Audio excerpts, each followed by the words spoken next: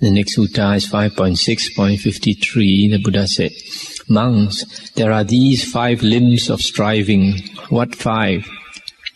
Herein, monks, a monk has faith. He believes in the enlightenment of the Tathagata or Buddha. He has health and well-being, a good digestion which is neither over-cold nor overheated, but even and suitable for striving. He is neither deceitful nor a liar, but declares himself to the Master or to his wise fellows in the holy life, just as he really is. He lives striving hard to give up unwholesome states and to develop wholesome states. Staunch and strong in effort, he shirks not the burden of wholesome states. He has insight and is endowed therewith into the way of the rise and fall of things, dhammas, with Aryan penetration into the utter destruction of dukkha. These monks are the 5 limbs of striving. That's the end of the sutta. Here, the Buddha is saying 5 things are very important if we want to strive in the spiritual path. The first one is to have saddha, or faith, in the enlightenment of the Buddha. But to have faith in the enlightenment of the Buddha, we have to listen to the discourses of the Buddha. And then when we understand the discourses of the Buddha, then we realize only an enlightened person like the Buddha could speak these discourses. So we believe in the enlightenment of the Buddha. The second factor is we must have health, have a good, strong body, so that we can be fit enough to strive. The third one, we have to be a straight person, neither deceitful nor a liar. Because if you are going to follow a teacher and you want the teacher to guide you, you have to be very straight with him. You cannot lie here and there. And then the fourth one is to be strong in effort, to put in the effort in practicing the spiritual path. And the last one is to have insight or wisdom into the rise and ceasing of all phenomena, how all things arise and pass away. And then when we understand that all things in the world arise and pass away, then we get disgusted with the things in the world. We learn to let go of all the things in the world, and we look for the state where there is no arising and passing away. That is the deathless state that we have to aim for. And it is within us. We just have to realize it. Now the next sutta is 5.6.54. The Buddha said, "Monks, there are these 5 wrong times for striving." What 5? Herein a monk is old, overcome by old age. Monks, this is the first wrong time for striving. A monk is ill, overcome by illness. Monks, this is the second wrong time for striving. There is a famine, crops are bad, food is hard to get, and it is not easy to get oneself going by gleaning, that is picking up food and favors. Monks is the third wrong time. Fear is about, perils of bandits, and the country folk mount their carts and drive away. Monks, this is the fourth wrong time. Again, monks, the Sangha is divided. The Sangha is a community of monks, is divided.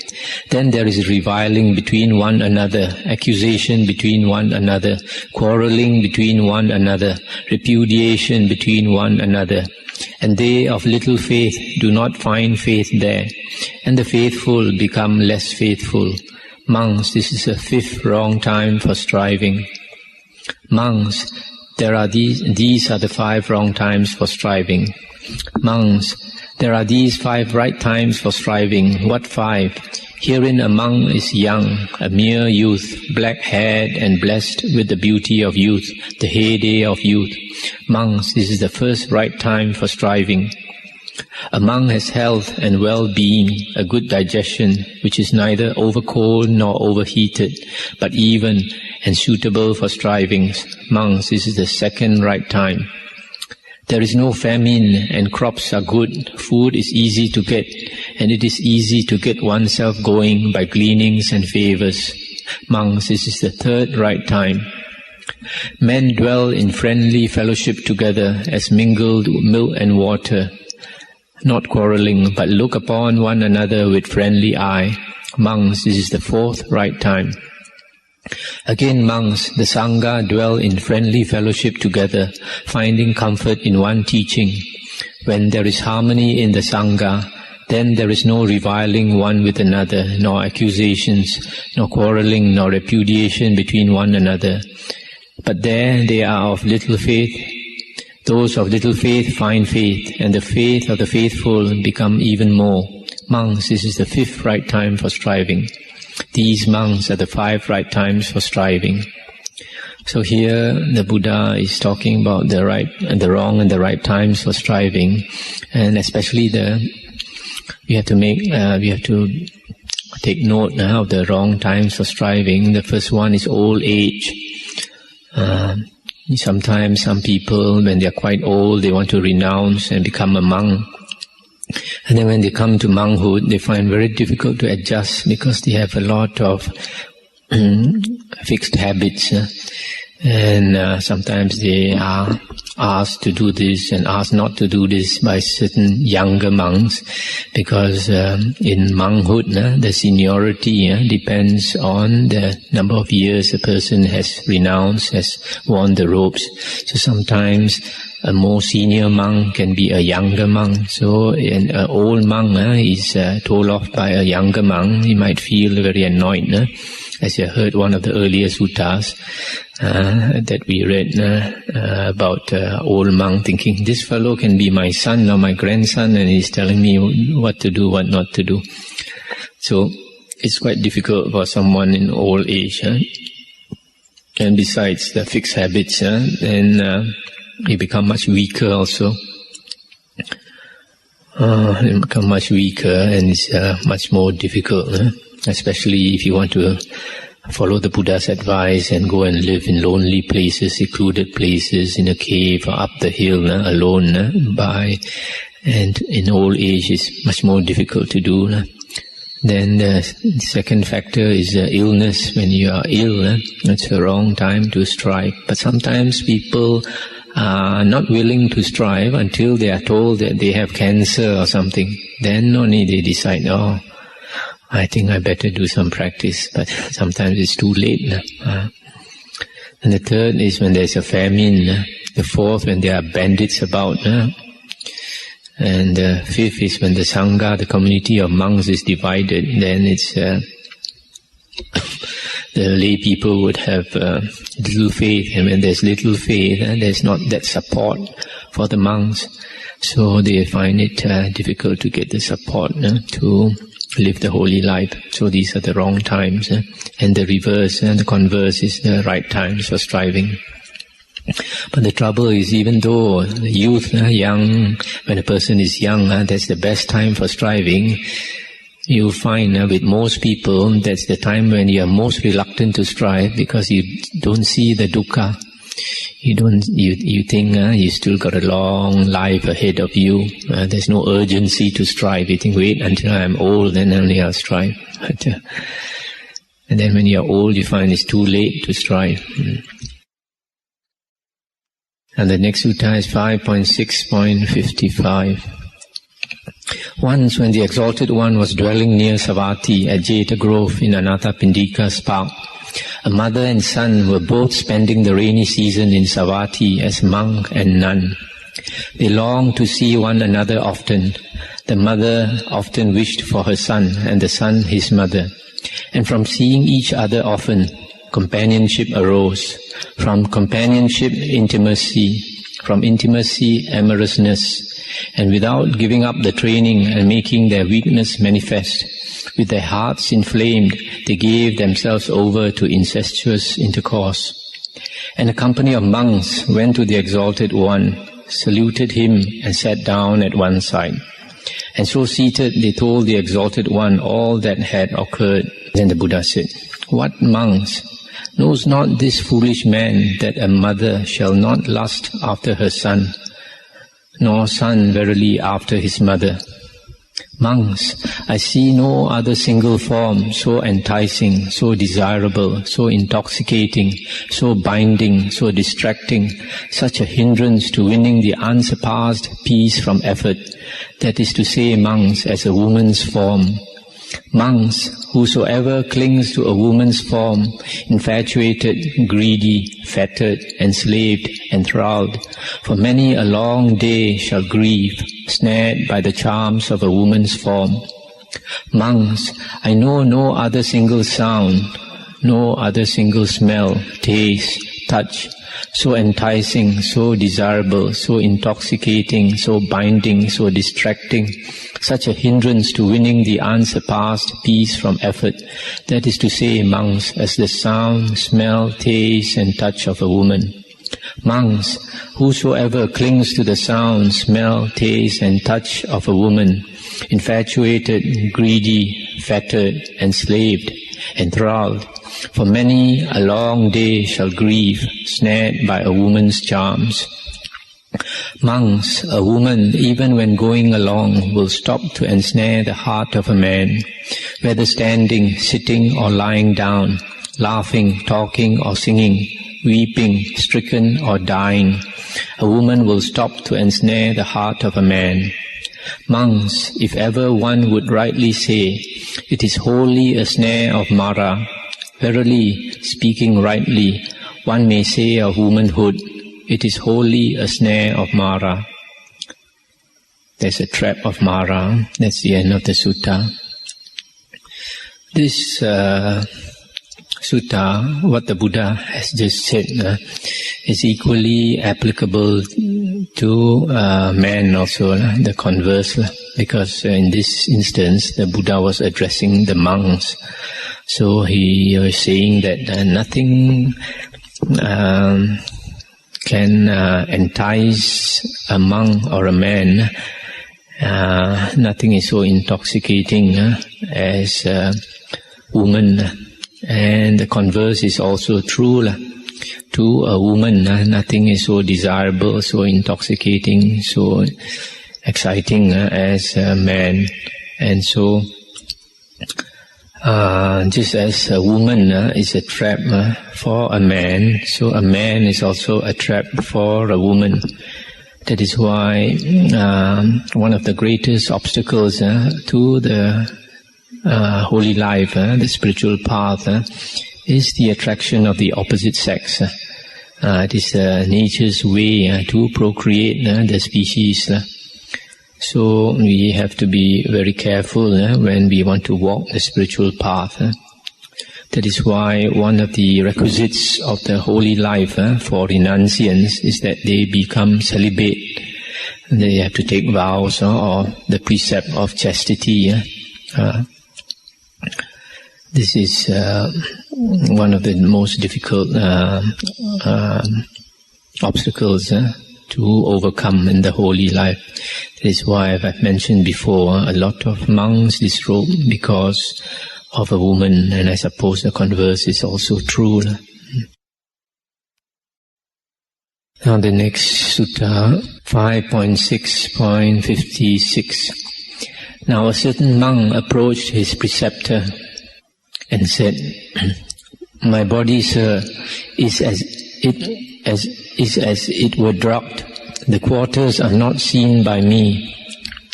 Things are not clear to me. Sloth and torpor encompass my heart about and stay. Joyless I live the holy life, and doubts about the teachings are ever with me." I stop here for a while. This preceptor is the person who ordains the monk.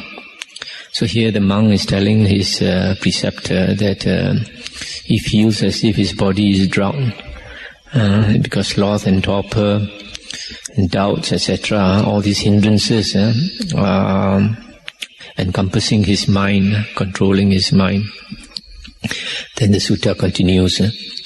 So that monk with his fellow monk went to the Exalted One, and on arrival saluted and sat down at one side. So seated, the preceptor said to the Exalted One, "Lord, this monk speaks thus, 'My body, sir, is as it were drugged. The quarters are not seen by me, things are not clear to me, sloth and torpor encompass my heart about and stay. Joyless I live the holy life, and doubts about the teachings are ever with me. And the Exalted One said, Monk, it is ever thus.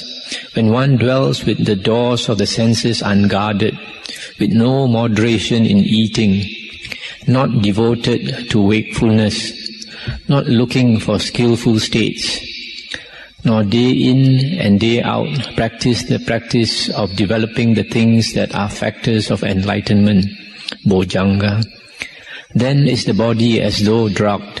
The quarters are not seen, things are not clear, sloth and torpor encompass the heart and stay. Joyless one lives the holy life, and doubts about the teachings are ever with one.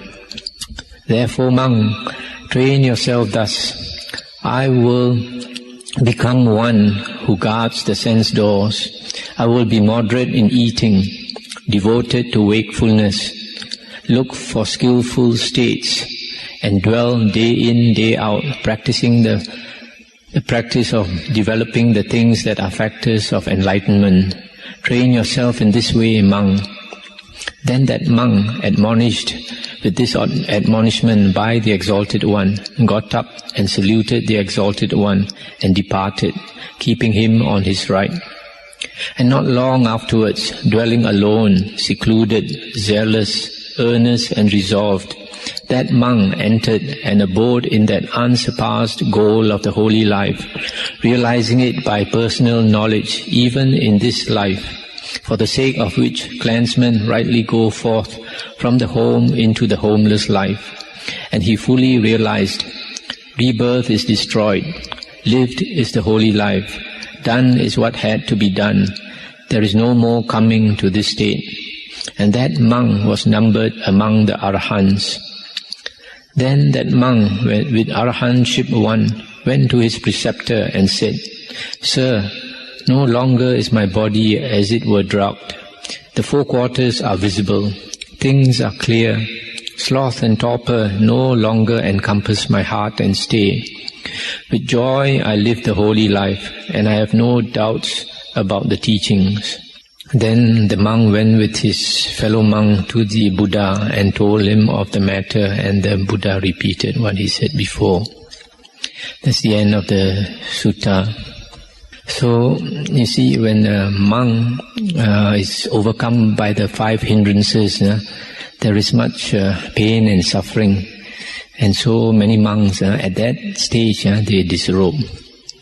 But if they listen to suttas like this, then they know what to do. There are several important practices that the Buddha said is very, very important if you want to stay on the sure course.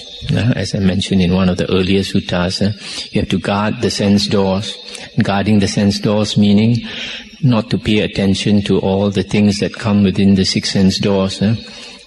Only whatever is unavoidable, whatever is really important. Otherwise, we don't pay attention to worldly things. Then the second one is to be moderate in eating. And moderate in eating in the Buddha's teachings refers to eating 1 meal a day. And then the third one is devoted to wakefulness. That means try not to sleep too much. Only allow yourself certain hours.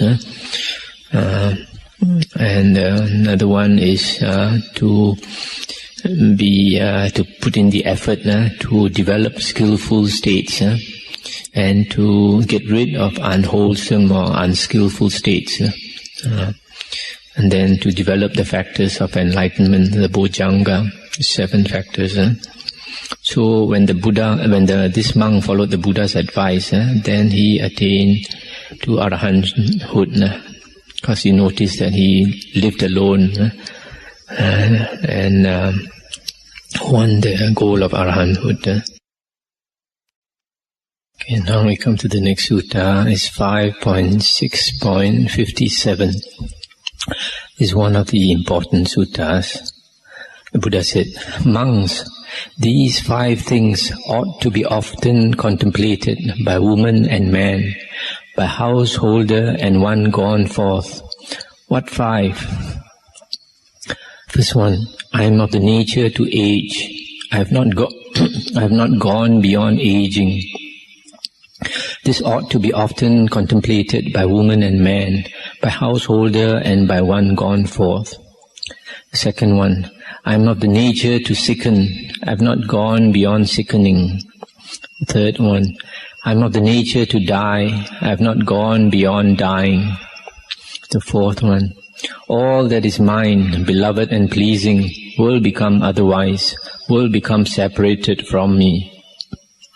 The fifth one, I am the owner of my karma, heir to my karma, born of my karma, related to my karma, abide supported by my karma. Whatever karma I shall do, for good or for ill, of that I shall be the heir. Thus we should frequently recollect.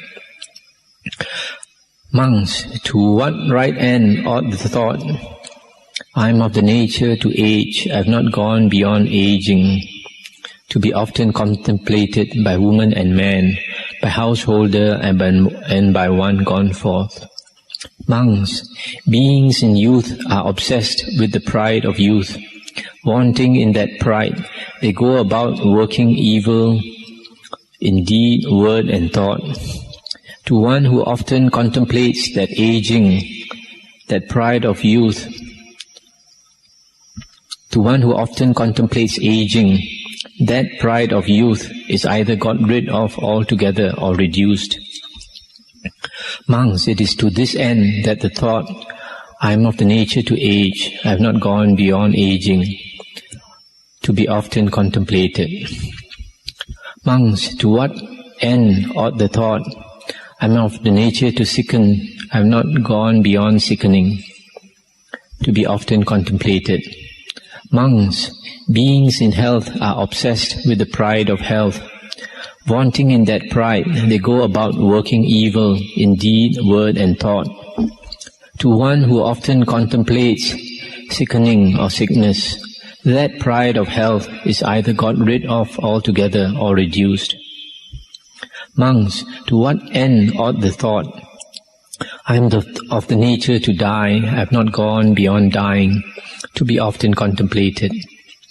Monks, beings in the fullness of life, are obsessed with the pride of life. Wanting in that pride, they go about working evil in deed, word and thought. To one who often contemplates death, that pride of life is either got rid of altogether or reduced. Monks, to what end ought the thought, all that is mine, beloved and pleasing, will become otherwise, will become separated from me, to be often contemplated. Monks, beings are obsessed with a passionate desire for those who are dear. Excited by that passion, they go about working evil in deed, word and thought. To one who often contemplates impermanence, that passionate desire is either got rid of altogether or reduced. Monks, to what end ought the thought, I am the owner of my karma, heir to my karma, born of my karma, related to my karma, abide supported by my karma. Whatever karma I shall do, for good or for ill, of that I shall be the heir. To be often contemplated. Monks, the ways of beings are evil in deed, evil in word and evil in thought. To one who often contemplates, I am the owner of my karma, etc., those evil ways are got rid of altogether or reduced. Monks, to this end ought the thought, I am the owner of my karma, etc., to be often contemplated by woman and man, by householder and one gone forth. Monks, the Aryan disciple reflects thus, not only am I of the nature to age, who have not gone beyond aging, but wheresoever there are beings coming and going, faring on and arising, all are of the nature to age, none have gone beyond aging. And while he often contemplates this, the way comes into being, and that way he follows, makes become and develops. And in doing so, the fetters are got rid of, the tendencies are removed. So too of the thoughts, not only am I of the nature to sicken, to die, not only to me is there change and separation from those beloved and pleasing. I am not the only one who is the owner of his karma, etc. And while he often contemplates these thoughts, the way comes into being, and that way he follows, makes, become, and develops. And in so doing, the fetters are got rid of, the tendencies are removed. That's the end of the sutta. This is one of the very popular contemplations that the Buddha asks monks and lay people and nuns, etc., to practice every day. Some of you might have heard the Pali chant. I think it goes something like Jara Dhammomhi Jarang Anatito Bhayadi Dhammomhi Bhayading Anatito, etc. Marana Dhammomhi Maranang Anatito Sabehi Me Piyehi Mana Pehi Nana Bhavo Vina Bhavo, etc. So this one, these are very useful contemplations. The first one is to contemplate that you are aging day by day. You are aging. Our time is limited. Just as there's some simile like fish in the pond. The pond is drying up. There's no rain. The sun is beating down on the pond day by day. The water is getting less and less, and the fish very soon will pass away. So in the same way, every day we contemplate the sense of time is running out for us day by day. According to statistics, we on the average live up to about 70. So if you calculate how old we are, then we can know how many years you have left. And that number of years means that number of Christmas or Chinese New Year you are left with to celebrate. One goes off and one less year by year. So that is aging, we have to contemplate. Second one is sickening. As we grow old, the chances of becoming sick increase. Maybe today you have a healthy body. How would you know whether 1 year from now you'll have a healthy body? There's so many people with cancer. I think now the statistics tells us 1 in 5 or something people have cancer. So we have to keep this in mind and look around us. How many people are there in this hall? Maybe 20-something. Out of there, how many divide by 5? How many will get cancer? So you look at it this way, the chances of you're getting cancer are quite high. So we have to consider this every day. Third one, of the nature to die. We have to remember the graves are not the graves of all old people. There are many graves of young people, graves of people in their middle age. One of the lady arahants, I forgot which one, I don't know whether it's Patachara. In the Theri Gatha, she came back from Pindabat, arms round. She had been practicing meditation, been a nun for several years. So she came back from Pindabat, arms round, and she took the water. As usual, the monks and nuns, when we come back from arms round, our feet are dirty, muddy sometimes. So she took the water and splashed on her feet. And when she splashed the water on her feet, she noticed the water run a little way along the ground and sink into the earth. Then it struck her. Something struck her. She repeated the second time. She splashed the water on the ground. She saw the water run a little bit further and sink into the ground. And then she did it the third time. And the water ran a bit further and sank into the ground. And then it made her realize that there are beings who die in their young age, there are beings who die in their middle age, and beings who die in their old age, but all have to die. And from there, insight arose and she attained arahanthood. Patachara was that famous nun who, as a lay person, the two young sons, died in the flood. And the husband was killed by a poisonous snake. And when she walked all the way home, she found her parents, both were killed because the lightning struck the huge tree behind the house, and the tree fell on the house. So, because so many people died at the same time, the grief struck her so badly that she became mad. She walked around without any clothes until she met the Buddha, and then became a nun. Then from there she cultivated and became an Arahant. So we have to remember any time we can pass away. There's no surety that we have another 5 years or 10 years or 20 years ahead of us. There are people who die of accidents, people die of cancer, and die of many ways. So we always have to remember that. Don't think of enjoying life as though they have a long life ahead of us. Life is uncertain, but death is certain. It's a very popular saying. Then the fourth one, all that is mine, beloved and pleasing, will become otherwise, will become separated from me.